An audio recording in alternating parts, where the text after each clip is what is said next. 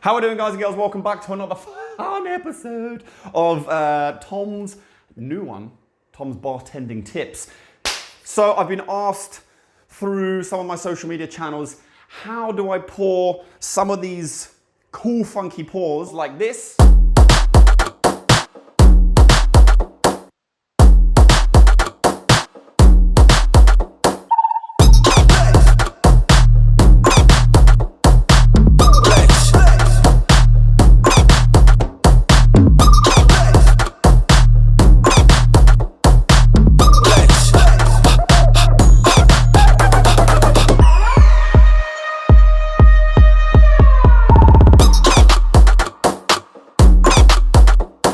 That is the art of what we call free pouring. Now, free pouring is basically, I call it an art because I think it's an art, is the art of pouring freely into a vessel, a shaker or a glass, and being able to get the correct measurement that you need. So the trend at the moment is to use a jigger a lot. Okay, I've got a Grail jigger here. You pour the amount, it's 30 mils, boom, it's in the glass, it's done. Okay. These are great, these are useful, and you need these behind your bar. There is a time and a place for using jiggers, and I do believe there is a time and a place for using free pouring as well. I use both, and you've seen in my videos I use both, but I'm gonna put that to one side for now, and we're just gonna focus on how to free pour. There's a couple of things you need to learn before we get down to the nitty-gritty of actually measuring your free pouring. First of all is the technique of how to free pour. First thing is you need a good pour spout. This is TD10530, which is my own pour spout, which is made and designed by myself. You can get them from my shop, which is tomdyerbartender.com. There is a link in the description below. These pour a little bit quicker than other pourers, which means you can make drinks faster. They're very strong, very durable, very consistent, and they don't leak, which is very important. Take good care of your pourers and they'll take good care of you. So, first things first, the position of the bottle is very important. You have this kind of bend in the pour spout, right? Which is, you want that bend sort of facing the glass or the shaker that you're pouring into, okay? So I'm right-handed, I'm gonna hold the bend facing the shaker, hold the bottle by the neck, and I wanna flip the bottle up completely vertical, okay? I want the bottle vertical, so if you put a tennis ball or something on top of there, it's gonna stay up there nice and solid, okay?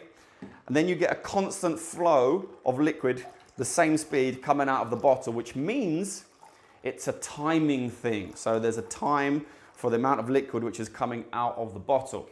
Make sure when you're pouring, you're not doing something like this, holding the bottle at an angle or the incorrect angle, because as you can see, the liquid just kind of trickles out. It's not coming out at the correct speed. So when you start calibrating your count, it's all gonna be off. So that's step one, making sure the bottle is in the correct position. Now, when you start, your wrists might not be too strong and you may be wobbling around. Give it time, it will get easier, it will get better. Okay, the second thing you need to learn is how to stop the pour. Now, you may see people do things like this. This is what we call a cut. But what I want to show you is the most accurate way is a bounce and cut. So you stop the flow of liquid and then you cut the bottle off. We call it a cut. Now, how does that work? You have to imagine that there's a big red button on top of the shaker, all right? And you've got to push that button to stop the flow of liquid. So I'm here, push the button, push the button, push the button, and you see that there's a stop in the liquid. So as you push and you cut, you stop that flow of liquid and you're able to pour a lot more accurately. Okay, step three, it comes to the counting part. Now, the technique is exactly the same regardless of the units of measurements that you're pouring with. So if you're pouring with ounces, centiliters, or milliliters, the technique is the same. The count changes depending on the units of measurements that you're using or the pour spout which you're using. So for example, if I'm pouring 25 mils, my count will be different to if I'm pouring 1 ounce. 1 ounce is about 30 mils. So to pour 25 mils, I count 1, 2, 3, 4. To pour 1 ounce, which is about 30 mils, I count bubble 2, 3, 4.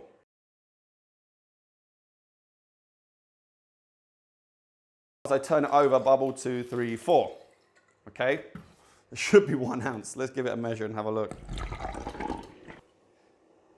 It's in what we call the tolerance. When you are free pouring, you have a tolerance of It's an eighth of an ounce, or it's about 3.5 mils if you're pouring in milliliters. If you're doing your free pour test and you're not consistently getting it within that tolerance, then you're not legally allowed to free pour. But the more you free pour, the better your counting becomes and the more accurate you become. So when you see people doing fancy pours like this, okay, they are actually counting in their head, should be 25 mils, and it is, was 20 mils. I promise I would never lie to you. Let's try again. 1, 2, 3, 4.